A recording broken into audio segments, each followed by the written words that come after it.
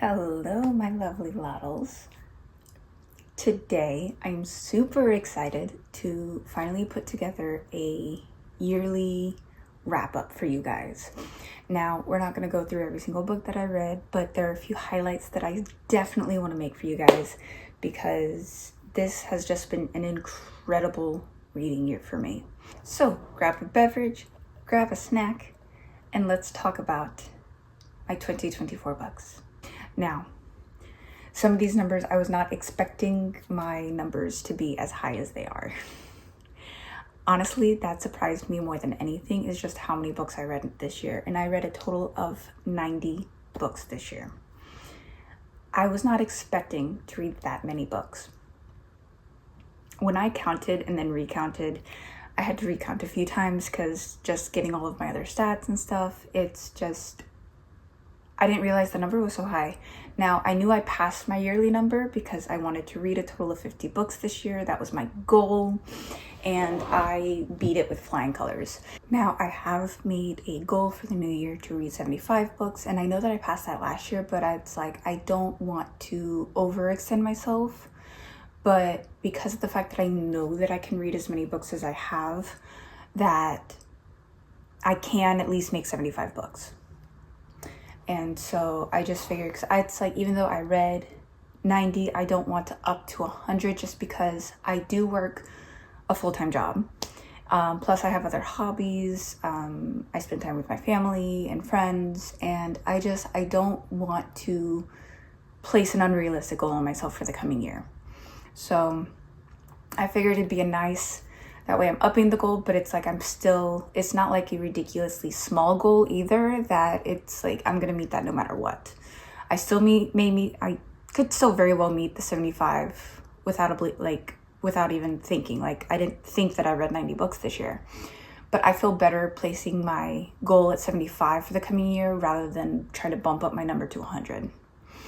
Because I do still want to be realistic about what I read and how I read, and just how I live my life. Because I don't want to, because my concern with making a goal that I may not be able to reach, it's like, was I gonna reach it anyway, first off? And B, I don't want to like stress myself out over the next year for something as simple as like a book count for the year.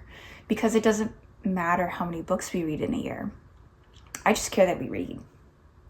That's all I care about. Like, honestly, there are some booktubers that I follow that have read less than I did in the past year, and they do nothing but booktube content and have read less than 90 books in the past year. And I love that about the booktube community, is that it doesn't matter how much you read. It's just the fact that you read and that we comment on each other's books, and just the interaction of the love for books is all that matters. So I am very excited to see that I read 90 books this year. I can't believe that I made that. And of course, next year I'm going to set the realistic goal of myself of 75 books. Now, to split up those books, of those 90 books, how did I read these books? Now, I read physical books. I do have a good chunk of physical books on my shelves. I do also have a Kindle. I'm currently reading, you probably can't see this, but I'm currently reading Ballad of Never After as I'm making this video. But my Kindle is the Kindle Paperwhite 11th generation, I believe. I love this thing. No comment. Like, it's just, I love reading on this thing. So I've got my physical books. I've got also a collection of books on my Kindle. Now, if I have a book physically, I'm not going to have it in another format. If I have it on Kindle audiobook, like, I think there's only one book that I own technically 2 times. Actually, no, there's technically 2 that I own 2 times. One of which is a physical book that I have 2 copies of because it was a book of the month, and then I bought the special edition. And then I have a Kindle book that I also bought the audiobook because it was extremely cheap. Other than that, I only own my books 1 time. So with that, I just to reduce the amount of money I spend. It's like if I have a version of a book one way, I'm not going to buy it in another. Now, caveat to that. When a lot of these books, like when I break down my physical... Okay. Before I get too ahead of myself, like I said, because I read pretty much, I guess you could say, all three platforms, all three versions, I can say that I read now, so it's either 89 or 90 books this year. So if this number adds up to 80, I think this number adds up to 89. I couldn't figure out which book I was missing, and honestly, by the end of my counting, I didn't care. I really didn't. So from what I gathered, I read 44 of my books physically. I read 23 of them on the Kindle, and I listened to 22 of them. Now, the caveat, when I say that I read 22 audiobooks, I mean that the only method that I read the book was audiobook. Like my books that I have on Audible, as well as any that I've listened to. Actually, I think all of my... there are some that I rented from the library as just an audiobook, and I just read it audiobook format. So that 22 audiobook is like, that was the only way that I consumed the book. Because a lot of times what I'll do is I'll read my physical in my Kindle, and then I'll also have the book in my ears when I rent it from my library.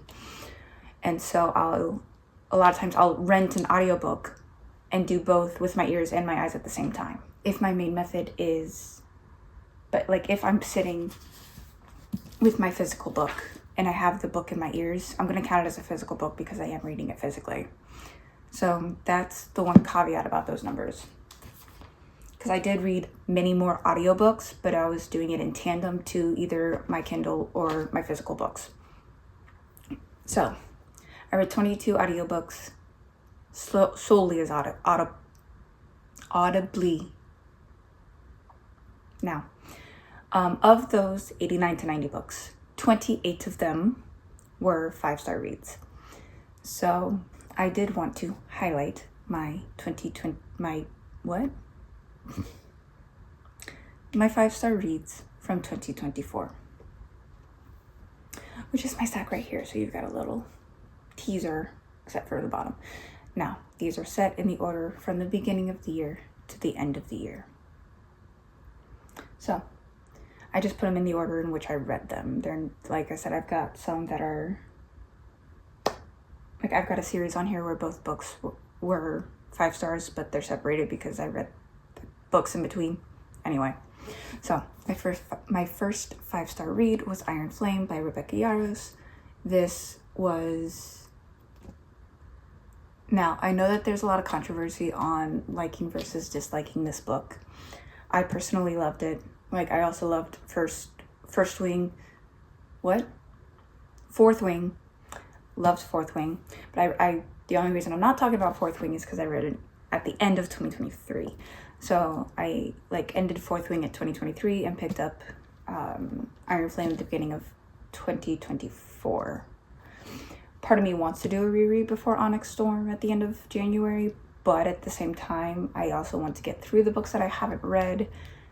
And so I may just go straight into Onyx Storm. But anyway, I absolutely loved this book. The whole Fourth Wing series for me is like incredible. Because in Iron Flame, our two main characters, Kai, I think is the guy's name. Oh my goodness gracious, how dare I? Zayden. I have such a poor memory. So, in the second installment, we're following Zayden and Violet, because Zayden, when we met them in the first book, Violet was coming on, technically, I guess if you were using school terms, as a freshman, the first year, and Zayden was in his final year, his senior year, however you want to look at it, was in his final year. So they were able to spend the year at the school together. In Iron Flame, Zayden, of course, has now graduated and is moving off to fight with his Dragon Sigil.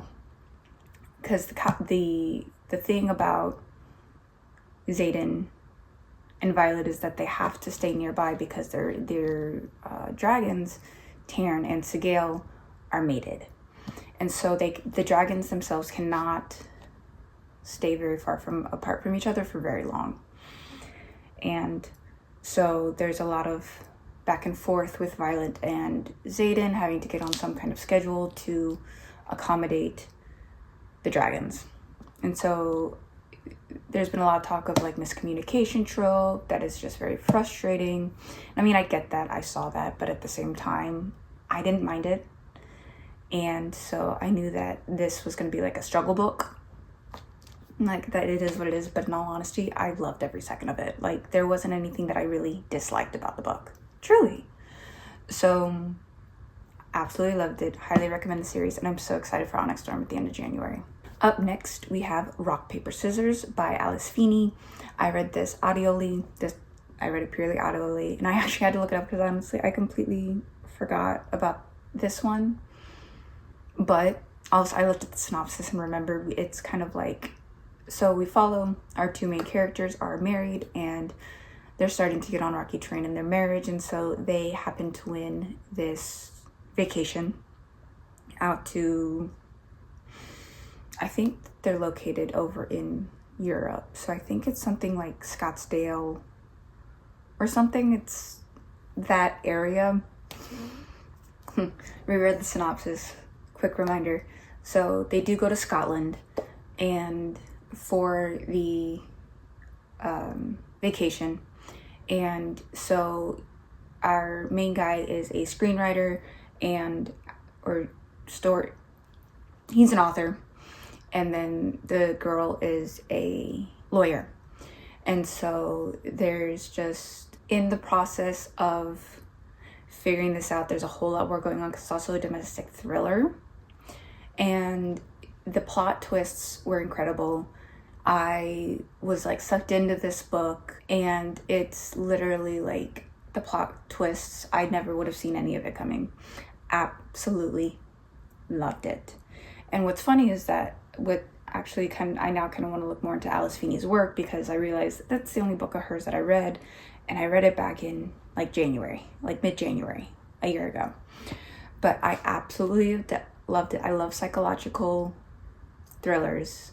Like, I love it. Like, one of my favorite authors is Frida McFadden. And so I was thrilled to find another type of psychological thriller that I absolutely enjoyed. And so the next book on my 5-star list that I read was House of Sky and Breath by Sarah J. Maas. This is the second installment in the Crescent City series. The entire Crescent City series was a 5-star read. I read the first one in 2023. This one was like February-ish. No, January. I think I read this one throughout the entire month of January because it's so long. And then we'll touch on the third one later. But this one, I don't want to talk too much about the Crescent City series just because of the fact that technically the proper way to read the books for the Sarah J. Maas verse, if you will, is a Court of Thorns and Roses series, and then Throne of Glass, and then Crescent City. I did not do that because I didn't know. I read Crescent City first, and then A Court of Thorns and Roses, and I am now about to start Throne of Glass. So, kind of did that in a little bit of reverse order, but anyway. So, the entire series was absolutely incredible. I can't get over Bryce and Hunt. They're absolutely incredible. I love them. Incredible. Highly recommend. They are chonkers, but it's worth it. It is absolutely worth it. I love the way that Sarah J. Maas creates her universes, because like in the case of Court of Thorns and Roses, and as well as Crescent City, like the first installment, it's very slow. It's very, very world building. But she is the one author that I'll read like as slow of a start as she has, because what comes out once we've got our world and our setup, it's absolutely incredible, and it just goes and goes and goes. It's absolutely incredible. Following House of Sky and Breath, we have Bride by Ali Hazelwood. Bride follows our two main characters, are Misery and Lo Moreland. Paranormal romance. This was her very first paranormal, and I think it was technically her first adult, because I think her love theoretically, love hypothesis, I think her STEM series is a young adult. So I think this was her first adult, and it's paranormal. It's a vampire and a werewolf. And because of the fact that we know that vampires and werewolves kind of have like this ongoing feud, this was a way to unite the two. And neither was very keen on going into the marriage, but like Misery was doing it for the sake of the family and the group. It was one of those arranged marriages kind of situation, but the two, oh my gosh. And of course, come to find out, Misery has an ulterior motive, which is incredible. And she goes into it for her ulterior motive and just to help out the vampires, but they do end up falling for each other, and it is absolutely incredible. I did tab it a bit. I could not get over the relationship between Bryce. Oh my god, wrong book. Between Misery and Lo. After a while, like, first of all, names are hard for me, and second of all, my memory is not the best. So I love having the synopsis and needing to take a quick second. It's like, who were the characters in this one? And it's not because I didn't like it, and it's not because I forgot. It's just because there are too many characters to keep straight in my brain. Highly recommend. Up next, we had Better Than the Movies by Lynn Painter. I devoured this book, guys. Oh my god, I absolutely devoured it. I've got a few tabs in here for each of the characters, and I coordinated the colors. It was really, really cute. Like, this had me like giggling and kicking my feet, and just because for Better Than the Movies, we have our main characters Liz and Wes. They are next door neighbors, and it's one of those where it's like he was just the annoying neighbor, just the annoying guy next door. Like, they didn't really interact too much, and so coming up on their senior year, they end up kicking up the spark and started hanging out, became really good friends, and she ends up going to Wes because her childhood crush came back into town and wants Wes's help to regain the connection with her old crush. And in turn, she ends up falling for Wes, and Wes for her. And it's super cute, and Wes was just such a gentleman throughout the entire thing, and it's like, this is a book boyfriend that I like. A lot of the book boyfriends that I read are like morally gray characters, but like, this is the one where it's kind of like, he's not morally gray whatsoever. He is just the gentleman. He is caring, he is kind, and I just love Wes. He's a sweetheart. And so this was really cute, and so I do eventually want to read the sequel. It's nothing like the movies. It's their they go on to their freshman year of college, so I'm excited to eventually read that one. But yeah, this was super cute. Up next, we have the wonderful House of Flame and Shadow, book 3 of the Crescent City series.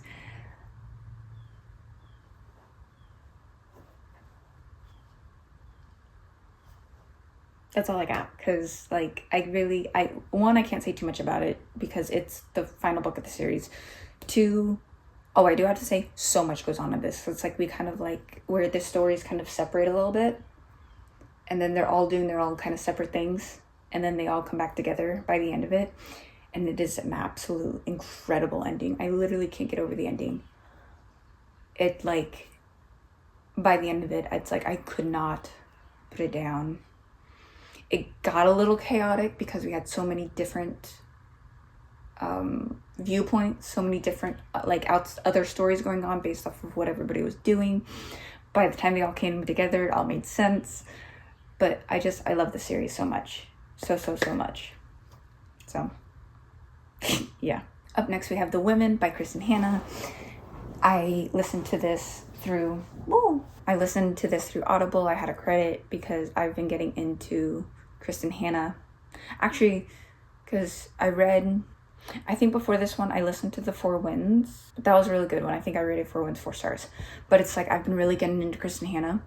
And so The Woman was absolutely fantastic. We follow, it's a Vietnam War time is kind of how we start. And we pretty much start with our female main character, who is like all of the males in the family have gone to war. And so it's one of those that the men go to the war and the women stay home kind of situation. And so our main character decides that she wants to go fight. She wants to go to war. Her family does not approve. She does it anyway. Because her brother went off to fight, and so she wants to fight beside her brother. And so she goes off to war, meets these fabulous ladies that she ends up staying friends with after the war. She does 2 circuits, and what are they called? Tours? 2 tours. And there's a lot of drama. There's a lot of things that people don't understand. It's so like, after her 2 tours, she comes home. She learns that her parents never approved of it, still don't. And then we go through, the next part of the book is just her trials and tribulations after coming out of the war. Because of the fact that women were not known to fight. So anytime that she went to try to get help from like the VA or other places that provided assistance for veterans, like they wouldn't believe her when she said that she fought. And so it's pretty much her story of fighting and then her life after, because then we follow her through the rest of her life. And it's incredible. Absolutely loved it. Had me on the edge of my seat as well, because I'm like, I want to know what happens. Does she actually, because like she goes through it, guys. And of course, I've been loving Kristen Hanna. I've never been into historical fiction up until like Kristen Hanna, okay? It was incredible. Up next, we have The Invisible Life of Addie LaRue by V.E. Schwab. This is a fantasy fiction, whatever, where Addie is pretty much arranged to be in a marriage. She does not want the marriage. She does not love the guy. It's like she will do anything to get out of this marriage. And it's exactly what she does. She literally runs from the altar, encounters, but it's pretty much almost like a god of, not necessarily like a god of death, but like it's a very dark kind of god that she encounters in the woods. And so in doing anything to get out of this marriage, the 2 of them make a deal, and it becomes a situation where she lives forever. She becomes immortal. She doesn't age, but the problem is that whoever she encounters, she eventually forgets her. So like she can't really make any connections, and so it's her getting around is very interesting, because like she can go have an encounter, and then the minute that she's out of their eyesight, they forget her. And so, but the problem is that like she goes through this for like 300 years of interaction and travel, and being forgetted. But then she eventually, after 300 years, encounters a man that remembers her, because she ends up going, I think it's a bookstore, funny enough. She goes in to borrow a book. Well, it's a bookstore. She borrows the book, like a library. And so in the past, because of the fact that she's very forgettable, she's done like minor theft and stuff. And so she goes to get a book and runs out of the store, and of course, being out of his sight, expects him to forget her and just go about his business, but ends up flagging her down and remembering her. And then it becomes their story, and her and this guy that remembers her, and it's really cute. But we also, like, there's all the complications with the god who made the deal with her, and it's just, this is absolutely incredible. And I loved like the look on life the general look on life that this book provided. And just, if you haven't read it, it should be read. I feel like this is one that should be read, just point blank. Up next, we have Butcher and Blackbird by Bryn Weaver. This is the first book in the Ruinous Love trilogy, and this is not for the faint of heart. This is a romance between serial killers. Not for the faint of heart. They have a massive trigger warning list in the beginning, and so we pretty much come into this interaction between our main characters, Sloane and Rowan, where they're kind of like the Robin Hood of murdering, where they will go out and kill those who are bad, who have killed, who have tortured. You have your murderers that do it for the fun of it. These guys are murderers to kill those people. It's like the Robin Hood of murdering. And so they end up colliding in a case. And Ronan ends up capturing Sloane. And they have their entire interaction. And they're like, no. Sloane ends up capturing the guy they're after. And I think she ends up getting trapped. And when Ronan comes onto the scene, he was after this guy as well, and ends up finding Sloane trapped. Of course, the guy that they were after has already been taken care of. And so Ronan releases her, and the two of them go out to lunch. It's very funny because, of course, we're also, I think part of that scene is from Sloane's point of view, which is very funny. So they end up going out to lunch, the two of them, and catching up and meeting each other and figuring out what each of them do and blah, blah, blah. So they end up coming up with this game with the help of Ronan's brother. And so a year later, they then start this game. Pretty much who can get to the guy first. They do it for a few years before they finally start talking on a more regular basis. And the relationship grows from there. And they end up tag teaming and partnering up. And it's super, super cute. I love it. I really, really love it. It was super cute. But not for the faint of heart. I thoroughly enjoyed it. And I'm super excited the final book in the trilogy comes out later this year. I think it's like March-ish? I think it's March-ish that the final book comes out. But I'm super excited for it. Up next is The Midnight Library by Matt Haig. Matt Haig. This is another one similar to The Invisible Life of Addie LaRue, where I recommend reading it. This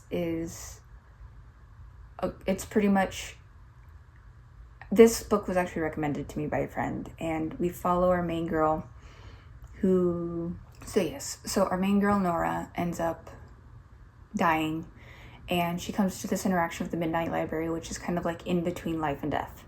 And she finds, because she's full of regret. She's like, she wished she had done more. She wished she had done things differently. And so here in the Midnight Library, she's provided the opportunity to like redo in a way. In the process, she's finding like these ways that her life can be redone, but in the process, like her life and the library starts to crumble around her. And so it's kind of, in the synopsis, the main question is, what is the best way to live? And so like she goes through all of these different scenarios, and just to leave the rest up to you for you to find out. It's her having all of these different versions of her life, and really what's the best thing in the end? Is there really a best thing in the end? Who knows? It's another one of those books where it's like you really think about your own life, and it's really cool. Up next, we have A Court of Mist and Fury, which is the Court of Mist and Fury is the second book in the Court of Thorns and Roses series. This is what a lot of people call their favorite book of the series. I'm not going to talk it too much because A Court of Thorns and Roses, as popular as it is, and B, it is also the second book of the series, and so we end up having all of these interactions between Feyre and Rhys, and it's just absolutely incredible, and I thoroughly enjoyed it. I had a good old time reading this, as well as the rest of the series. I think another book or two of the series comes up later in the lineup, I think. Maybe, we'll see. And I say maybe because I took a break in between Court of Mist and Fury and the next Court of Wings and Ruin. Just because, but once I hit Court of Wings and Ruin, I book it to the end of the series. So yeah.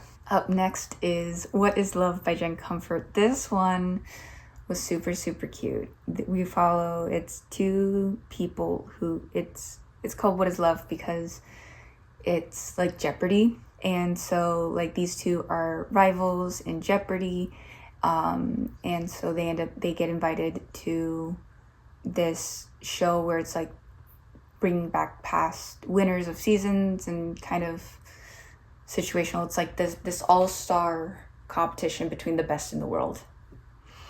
And so what starts as rivals becomes camaraderie because where he's smart, where he has knowledge and doesn't have knowledge, are the opposite of where she has her knowledge and needs some help. And so they kind of tag team so that way, because also they realize because they place second and third overall. And so they then pair up to try to get ahead of the guy in number one. And so it's really cute. And so we've got the rivalry turned camaraderie, turned romantic between the two of them. And it is super, super cute.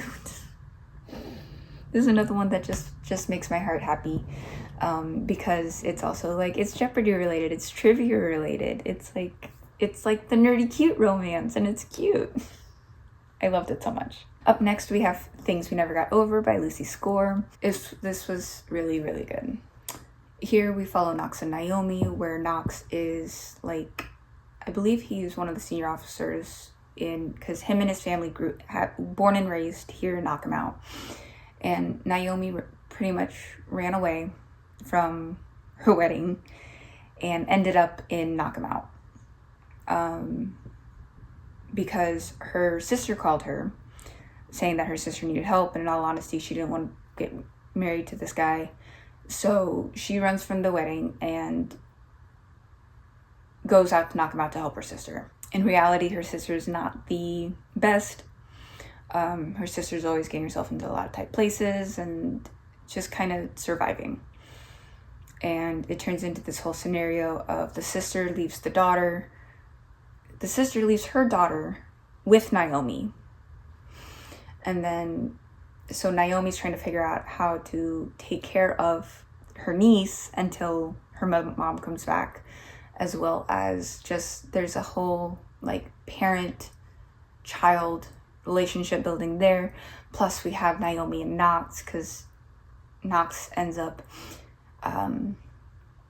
because of course the people of Knockamout don't like the sister, and we're finding out that it's Naomi's actually not that bad, and they're also, because they're twins and I think they were identical twins, but they dyed their hair and stuff, so now they look different. But it turns up being really cute. It's one of those that has the third act breakup and that whole thing, but it wasn't too bad. I feel like the third act breakup stuff kind of has to be done right, This one I feel was done right because of the fact that it's not just because. It's because there were inner feelings there that were preventing a member of the relationship to not feel like they could have the relationship kind of situation.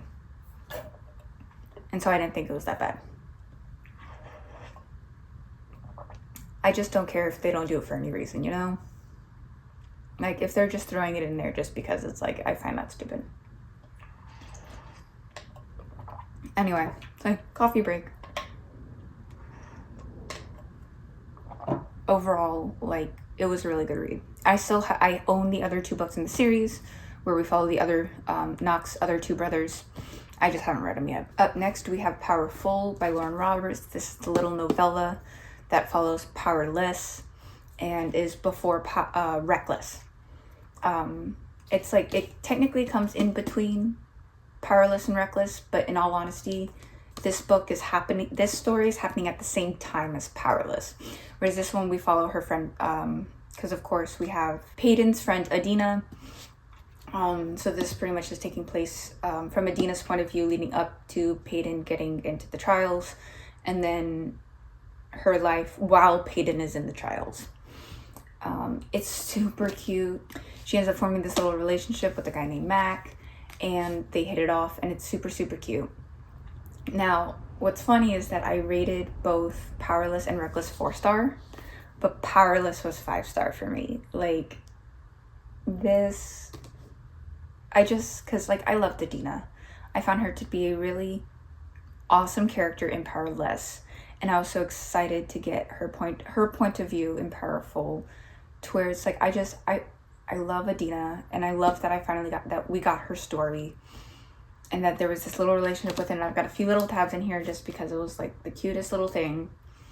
And and what's even funnier is that I almost didn't read this either. Part of me was about to like skip the entire thing and not even like touch it, and go like Powerless, Reckless, and then Fearless is coming out in April. But eventually I'm like, it's just a little novella. It's like, it's not that big a deal. I don't have to read the novella. But then out of the random blue, I end up ordering it off of Amazon and reading it, and I'm so glad I did, because it was fantastic. Up next, we have Once Upon a Broken Heart by Stephanie Garber, and this is the first book in the Once Upon a Heart trilogy. I am currently reading the second book, and so this was super exciting. Like, honestly, I find all of my books exciting. Like, if I read them high, it's like, they're always exciting books. Why wouldn't they be? So we pretty much go through a whole thing where now Once Upon a Broken Heart technically comes after the Caraval series. Caraval, we follow Scarlett and her sister Donatella through the Caraval series, through the Caraval games, that series, and then the positions at the end, because Scarlett and becomes like, it's not necessarily, the title isn't queen, but it's something to that effect. And of course Donatella is princess, and so they end up popping up in this series as queen and princess for Once Upon a Broken Heart, where we follow Fate is here once again, and we're following the story between him and Evangeline Fox. And so Evangeline goes to stop her stepsister's wedding because her stepsister is marrying what Evangeline thought was her love. And so in doing so, she ends up making a deal with Jax. And so it never ends up coming to be. There's a lot of drama that goes on with it. Now, we then follow the fact that Evangeline has to now pay the price of the bargain that she made with Jax, who is the Prince of Hearts, and it's a whole thing. Like, I feel like I can't even really get into it, because it's just like, there's so much things that go on that I'm like, I feel like you have to read it in order to understand what I'm telling you, you know? It's one of those. So up next, we have Unsteady by Peyton Corin. This is a romance, college romance between a figure skater and a hockey player. And so it pretty much becomes the hockey team practices at their own times and the figure skaters practice at their own times. It's that kind of situation. And our male main character, Reese, had an injury the previous season and has been using the summer to recover. But it put him in a mental state where it's like he was afraid to be seen by anybody. And so he's finally improving physically to where he can get back out on the ice, but is still working on that mental aspect to get back on the ice and not be like, to take what's going on face value.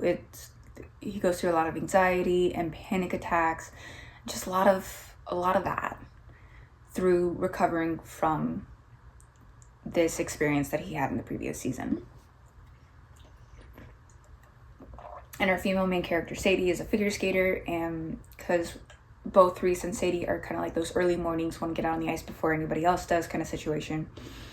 And Sadie ends up finding Reese in the middle of a panic attack. So Reese is out on the ice skating. So Sadie comes in, she's getting her skates on, and finds Reese in the middle of a panic attack and goes out to help. And begins to relate to him and interact with him. Because like Peyton's doing all she can to raise her 2 younger brothers. So she's working as well as going to college. And the 2 of them just drum up this conversation and relationship. And it's just, the 2 of them just hit it off. And so Reese is trying to get himself better for both himself, his team, and now for Sadie. And Sadie's trying to play student plus caregiver, and it's like a whole thing. And so it was also like one of those natural developments where you also had like the friends getting involved, like Sadie's friends, like, oh, who's that guy? Why don't you talk to him? You guys would be so cute, like that kind of thing. It's super cute. I absolutely loved it. Like, honestly, 5-star. I really loved it, and I felt like I could really relate to the 2. It was really cute. Up next, we have Fairy Tale by Stephen King.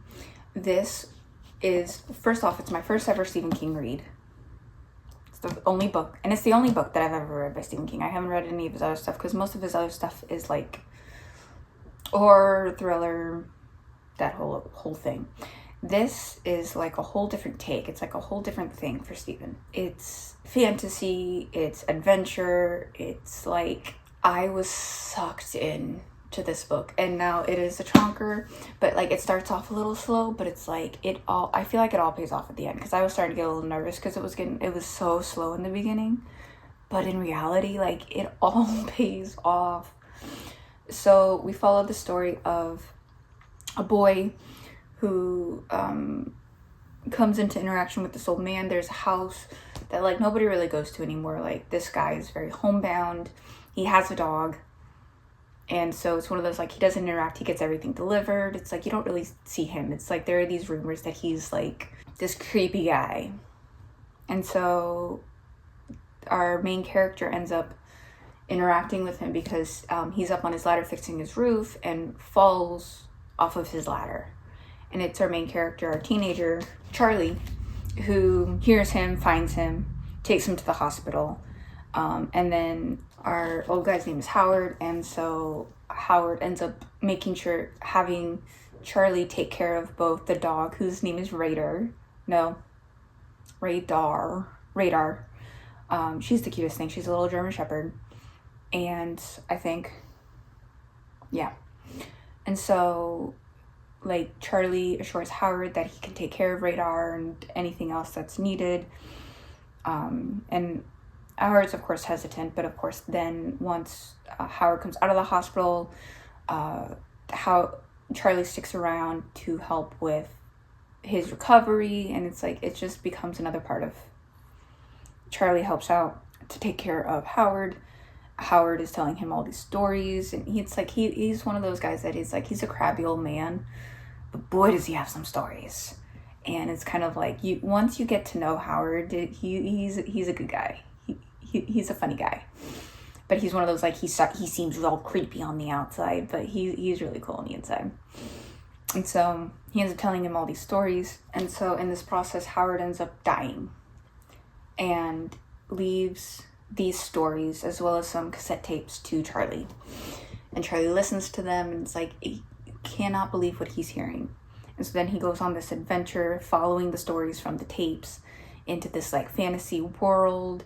And also because, like, we find out that Radar is not in the best condition either. Like, she's getting old. And so Howard found this way to help Radar. And so now Charlie goes on this adventure to help Radar. And it's so stinking cute. Oh my God. Like, we're talking like Wizard of Oz vibes, Alice in Wonderland vibes. It's so adventurous. Like, I could not put this down. It was absolutely incredible. Like, this book stood out for me, and I absolutely loved it. Absolutely loved it. Up next, we have Leather and Lark by Bryn Weaver. This is the second book in the Ruinous Love trilogy, following Butcher and Blackbird. This we are following, it's Sadie's best friend. Why am I drawing a blank on her name now? Lark. Lark. So it's a relationship. It's the relationship between Sadie's best friend, Lark, and Rowan's older brother, Lachlan. And so, because we hear about Lachlan, like we meet all the brothers in the first book, but Lachlan is the older brother, Rowan is middle, and then Fionn is the younger of the three. And so here we follow Lachlan and Lark, and it's kind of like an enemies to lovers romance, but it's not really enemies. They're just more like they just dislike each other. They're very they kind of had two first meetings, which is funny because their first actual meeting was Halloween, and so they were like in masks and makeup. So they didn't realize that they were who they were until a number of meetings later. And so, but it's like they just have this extreme hate relationship towards each other at the beginning. And it's one of those where they don't want to fall for each other, but they end up falling for each other. And so, like, Lachlan works at a leather shop, but he's also a contract killer. He was one who were getting the names for Rowan and Sloane in the first book. Like, Lachlan was one who was helping gather the people that they were playing for. And so by day he works in leather, by night he's a contract killer. And Lark has also taken on some of her own killing hobbiness, because she knows that what Sadie does, but she doesn't want Sadie to know what she does. It's like, I guess on the newer side for her, it's like, I guess she wants to just figure herself out, you know? And so we start learning more and more about her and her family, and it's just, I got such a kick out of this. In all honesty, I got such a kick out of the two, because it was just one of those, like, just freaking make up, like each other already. You know, they try so hard not to like each other, but it's like, just like each other. So yeah, this was a fun read. And again, the final book is Scythe and Sparrow, where we have Fionn and his partner. Fionn is the younger brother of the three, and of course we see a lot of Fionn. It's Fionn and Rose is the third book, and so we see a lot of them in Leather and Lark, and so it's really cute that it's like, because of course now we go into their story, and because Rose was starting to become, now that Fionn was hanging out more with his brothers, Rose is getting to meet Sadie and Lark more, so it's like super, super cute. So, and yes, Leather and Lark follows the events of Butcher and Blackbird. Up next, we have Funny Story by Emily Henry. I listened to this on audiobook. I got it on Audible. And funny enough, this is my only Emily Henry book that I've read. And it was super cute. Because our two main characters is Daphne is getting ready to get married, and I think it's like during the bachelor and bachelorette party time, like right before the wedding, her fiance ends up rekindling a younger relationship that he had with an old classmate, who was like his first love, and so they end up rekindling that relationship. And when he comes back, he's like, yeah, no, I'm gonna break up with you so that way I can stay with her. And so then she goes off, and so like now she has to figure out like where to live. And so of course, of all the people that she ends up connecting with to live with, ends up connecting with the best. So you have Daphne and Peter. Peter leaves Daphne for Petra, which is his childhood love. And so Daphne then connects with Petra's ex, Miles. So now Petra left Miles for Peter. Peter left Daphne for Petra. So now Daphne has interactions with Miles to live. And so of course they end up living together. It's a whole roommate situation. And slowly but surely the two of them start talking and relating. It grows from there. But like that, I love that synopsis of how it's like two people who had gotten broken up with their exes then got together. It's like now they're getting together, and it's just so funny. Honestly, the whole thing's really funny and cute, and I loved it. Up next we have, like I said, it was gonna come up, Court of Wings and Ruin, the third book in the series. This one I absolutely loved. This one is I believe this one is the chunky book of the series.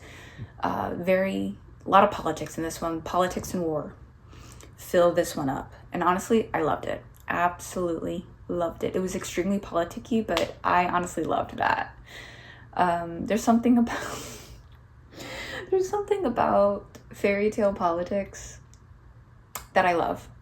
So the same thing with Iron Flame as well. There was a lot of politicking in there too. I loved it for some odd reason, but I did. But this one's very politicky and war-y. Loved it. Again, I can't say too much because of A, memory, and B, it's the middle of the series. So after that, we have Two Twisted Crowns by Rachel Gillig. The first book is One Dark Window.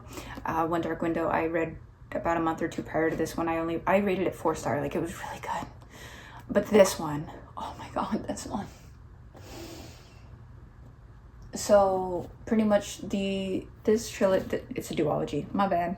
It's called The Shepherd King.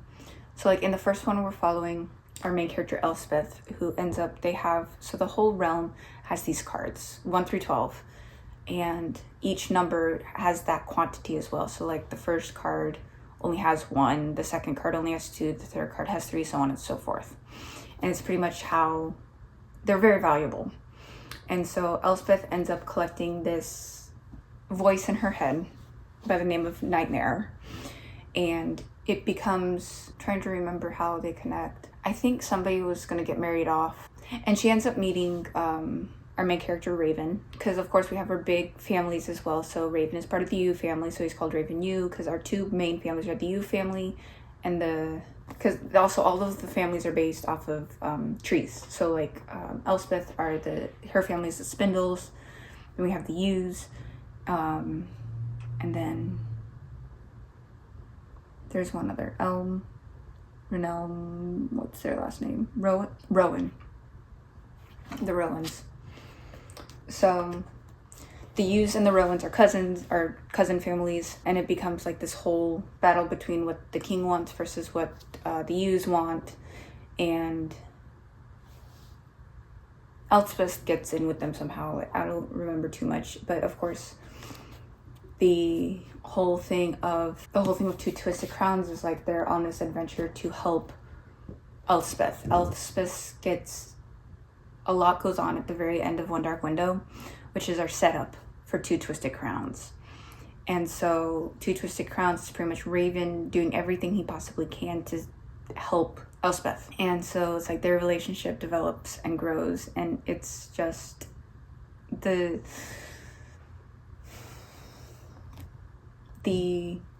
tension between everybody and just like the events. It's like, oh my gosh, what's gonna happen? I absolutely loved it. It's so good. What's gonna happen? I loved it. So up next we have If We Were Villains by M.L. Rio. If We Were Villains follows the book opens where our main character Oliver is getting released from prison after 10 years. And the one who picks him up from prison is the one who put him in prison. And so they start talking about the events that had happened 10 years ago. And we pretty much then backtrack back to 10 years prior, where Oliver was from his classmates. They were at this Shakespearean college. So pretty much him and all of these people are working their way up to being these great actors, you know? And so we backtrack. We reminisce about Oliver going through college with his classmates, and it's like a small class. I think it's only like 7 or 8 people in the class, and we pretty much follow Oliver and their story, and eventually find out why Oliver went to jail and what actually happened. And so it's like, not only do they play roles on stage, but now they also have to play roles in their life, because like just a lot of stuff goes on, to where it almost like becomes a whodunit, but it's not a whodunit, but it's like there are like aspects of it, like a little sprinkle of a whodunit by the end. So that it was very interesting. I thoroughly enjoyed it. Did not see any of it coming, and I think because of how much it engrossed me, led it to being a 5-star. Up next, we have The Unmaking of June Farrow. This is another one that I put in the same category as Midnight Library and The Invisible Life of Addie LaRue, where it's just a life story. So the Farrow family is a family of women, but they have a history of going mad. And so June is taking care of her grandmother, and they live with a friend. So there's 3 of them in the house. We've got June, her grandmother, and then a friend of the grandmother's. And so June goes through this whole thing with taking care of her grandmother until her grandmother passes. And so, but this madness and these voices that start taking over can start at any age. They've started young, they've started older, and they believe that the mother ended up just going mad to the point that she died. And so June is starting to has been having her voice for about a year, and is finally coming to the acceptance of them and getting the help for them from the family friend. And she ends up getting sent on this adventure because she told herself that she was never going to have kids because she didn't want to pass this on to her kids. She didn't want her kids going mad. And so she ends up going through this whole thing to pretty much fix this curse fixing this curse that's been put on the family. And there's a lot of plot twists that it's like, this was not how this was supposed to go, but making it work. And so I had such a fun time reading this, finding out what was going to happen, what she was going to do, and just the change of events of this really, like, it puts like life into perspective, and it's like what's really important, and that things aren't always as they seem. Up next, we have Mistress of Lies by K.M. Enright.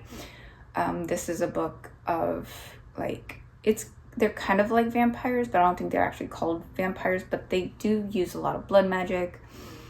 And so pretty much our main character, Shan, her father is the head of this royal family, and it's pretty much this royal family plus others create your council, and then there's the head.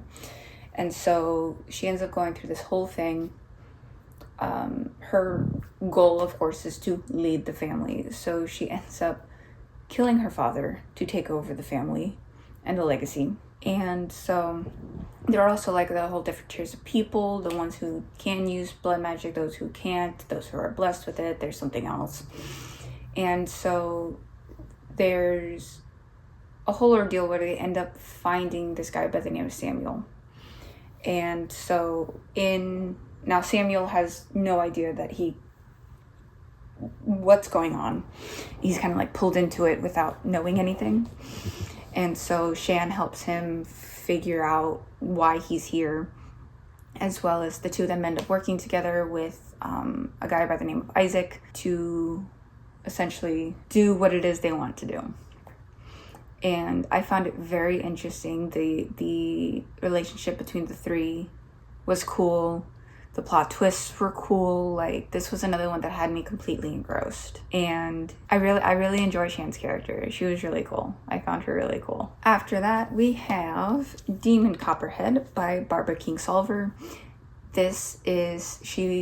Barbara Kingsolver takes the story of David Copperfield and throws a modern twist on it. So, of course, David Copperfield, I believe, was released in the 1850s. And so this book, even though it was released 2024, 1924. It takes place in the 1990s, I believe, or the late 19 whatever, something like that.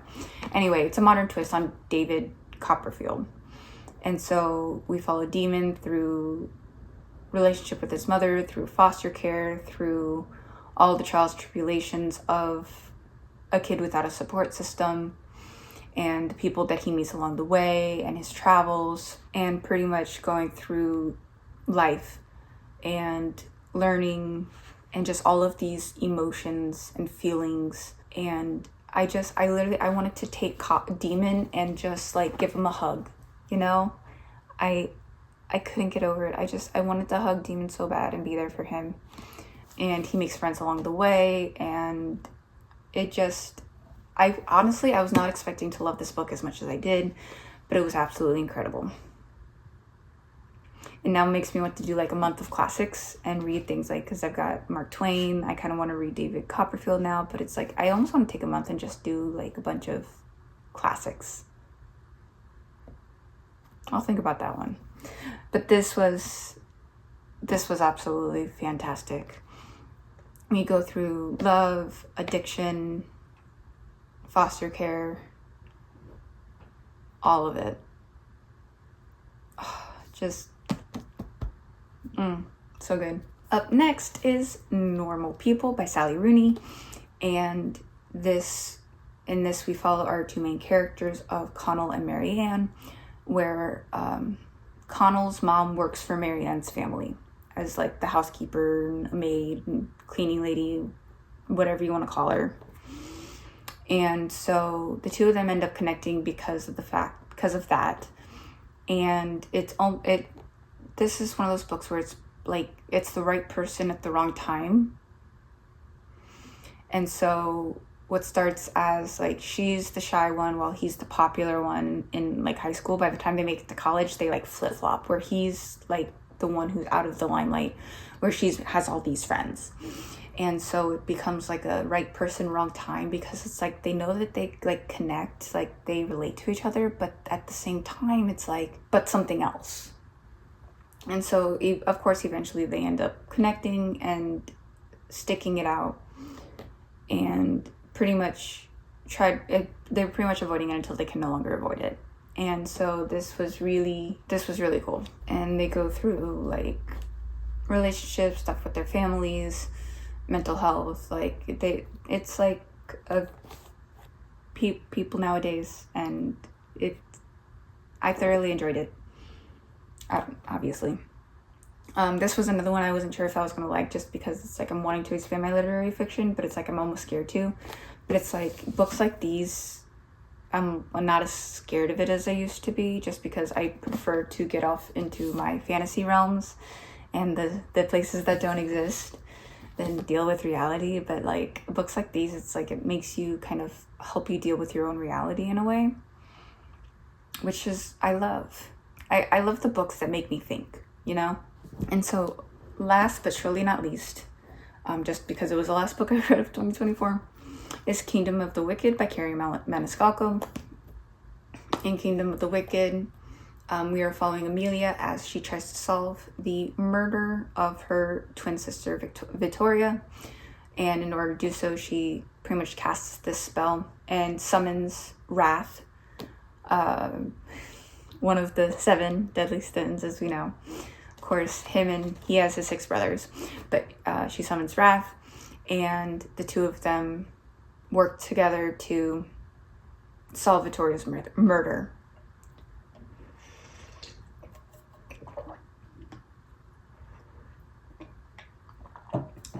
And so we have a lot of trials and tribulations along the way. This is one of those enemies to lovers, and the plot twists were just fantastic. I took a while to read this one, but in all honesty, like, it was super good. I loved reading through this one. Tabbed the hell out of it. Also because it's like I wanted to mark things that were like cool and interesting, and just because of the fact that there's all this magic involved, I wanted to get fully into it, so I made sure to annotate it. I still have the rest of the series to read, but of course I do own the rest of the series because I got the Barnes & Noble special editions. It came out as a paperback collection.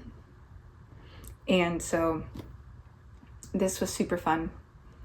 The ending was interesting, and so, but it's like, it's one of those great, where it's like, it closes out this story and opens the next one. Really, really cool. So those are all 28 of my 5-star reads that I had in the year of 2024. So I DNF'd 2 books this year. I only DNF'd 2. Part of me wants to get more comfortable with DNFing, but at the same time, I'm like, if I own the book, I want to finish it and I want to like it because I bought it with my money. And I'm like, as I feel like if I pick up a book that I own and I DNF it, that I wasted that money. So I DNF'd 2 books this year, one of which I didn't even own. I think I read it back when I had Kindle Unlimited. Either that or I borrowed it. I tried reading Flawless by Elsie Silver. I DNF'd that one. It's the first book in the Chestnut Spring series. I heard so many good things about the Chestnut Spring series that I wanted to read it. Then I have my moments where I like my fluffy little romance, but there's just something about it that I couldn't get into it. I think I DNF'd like 20-30% through. I just couldn't get into it. I don't know, like, maybe should I read it? Please let me know down in the comments, like, should I just like skip it and come back to it? Because I know that they can be read separately, but at the same time, like, I know that they're all connected. But like, is it worth it? Cause like, it's also, I think, the only cowboy romance that I've read. So I don't know if maybe I'm just not enjoying the cowboy romance, or I just didn't find the right cowboy romance for me. I don't know, but I didn't enjoy it. But I did borrow it, so that one didn't feel as bad DNFing. The second book that I DNF'd is Everyone in This Room Will Someday Be Dead by Emily R. Austin. I do have this on my Kindle. I've had this on my Kindle forever. I've got a few books on there that I've literally had since I got my Kindle that I wanted to try reading. Everyone in This Room Will Someday Be Dead is one of them. It's a fiction of a girl who's kind of obsessed with death, but she ends up getting a job at a, what's interesting setup is that she is okay, so it's like the synopsis reads. A morbidly anxious young woman stumbles into a job as a receptionist at a Catholic church and soon finds herself obsessed with her predecessor's mysterious death. Gilda is a 20-something atheist, animal-loving lesbian and cannot stop ruminating about death. So what ends up happening is that she gets a job to fill the position of a receptionist at this church. Again, she's atheist, she's lesbian, but she ends up getting an email from, I guess there was a friend of the lady who passed that did not know that she passed and is just emailing to catch up and whatnot. And so Gilda uses the opportunity to respond and try to be the one who passed to get information. But in all honesty, like, I wasn't getting into it. Like, I felt it completely boring. I don't know if I just didn't get that far into it, but I didn't find any interest in it. Sad to say, but it happens. That one's also been on my TBR for who knows how long. So like, if it's one of those where it's like I've had it for a long time, then it's one thing. But it's like, if I just like, I buy the book because I want to read it and then not like it, and it's like, so. But so that was, I'm proud of myself. I only DNF'd the 2. So yeah, but yeah, I do, just in general, I want to get more comfortable with DNFing if need be. So then just like a few little questions that I found in regards to my entire reading. My favorite book of all of the books that I read in 2024, what was my favorite book? My favorite book in all of 2024 was Fairy Tale by Stephen King. There was something about this book that just stuck with me, and I love that because like nothing has been able to top my Harry Potter collection being at the top of my list aside from Fairy Tale. Something about it. It's like it stuck with me. And so this, of all of my reads, this is my favorite read of 2024. And I'm super excited to see that. So are there any books that I started and have yet to finish? There are 2 that I read amongst 2024 and have yet to finish. And they are Murder Your Employer by Rupert Holmes, which is pretty much like a group that gets together because learn like how to pull off the perfect murder, you know. I started it, but I think I got distracted by another book and just never went back. But it looks really interesting. And then the second one is actually The Inheritance Games by Jennifer Lynn Barnes. I borrowed this book a while back. I read about 20%, and then I put it down because, I think I got distracted, or I wanted to focus on what was actually on my TBR, because The Inheritance Games was not on my TBR for that month. But like I said, I also borrowed it. So I wanted to focus more on what I had, but I started it and just have never finished. But those two are soft DNFs. I do plan on picking those two back up. Okay, my most discouraging read. No. The most disappointing read of 2024 for me was actually The Maid by Nina Prose. I wanted to like this book so bad because we follow our main character she's a maid in a hotel who has autism. And so it's from her point of view. So we pretty much follow her point of view, and she's one who has her schedule. She does everything that she does very strategically, very on time, very prepared. And she ends up coming across one morning, there's this couple who comes in like every month, a constant like member of this hotel. And she goes to clean their room the next morning and finds the husband dead in the bed. And so now our main character is pretty much there to help solve the murder, because at first they're figuring out, is she a suspect or is she just a witness?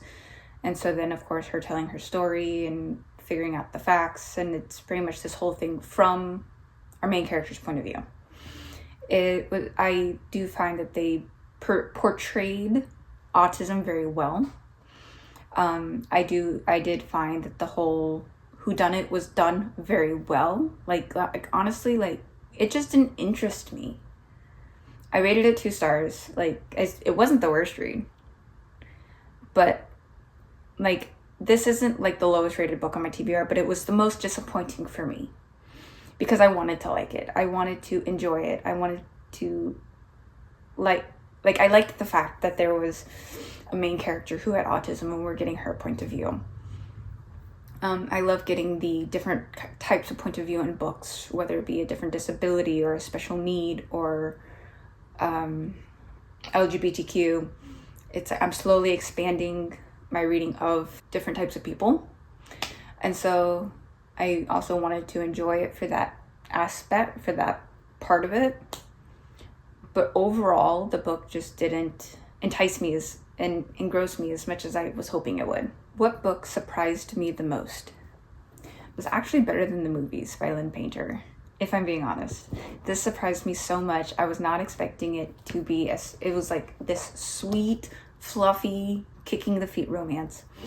Like I knew I was gonna like it, but I wasn't expecting it to like 5-star it. I was expecting to like 3-4-star it. Kind of like I did with Catherine Center, or just like some of the other books on my the other romances that I've read and whatnot. Just because this is it's a more simplistic romance, which I typically read like fantasy romance, like the big and the weird. I'm reading like Butcher and Blackbird, Fourth Wing, Bride.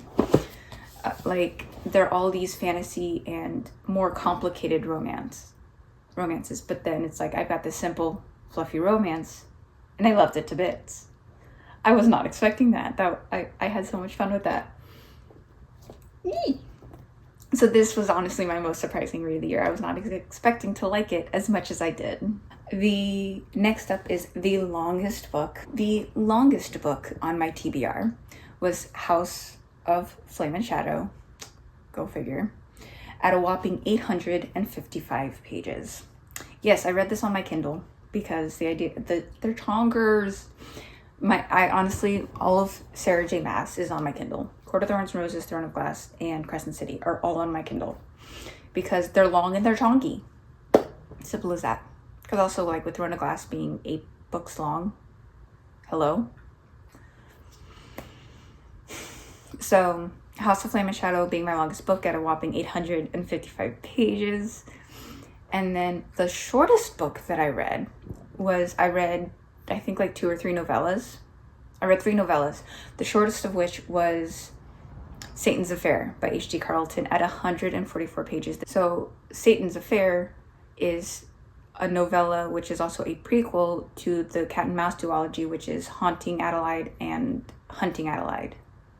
Hunting Adelaide, and then Haunting Adelaide. I have both. I have the duology. I just haven't read them yet. It's kind of like I need to be like ready to go into that, you know, because it's another one that it's like, that one's going to be a creepy one, and I'm aware of that. It's like I don't even know if he's morally gray or if he's just straight up like this bad dude. Like, there are so many mixed comments on it.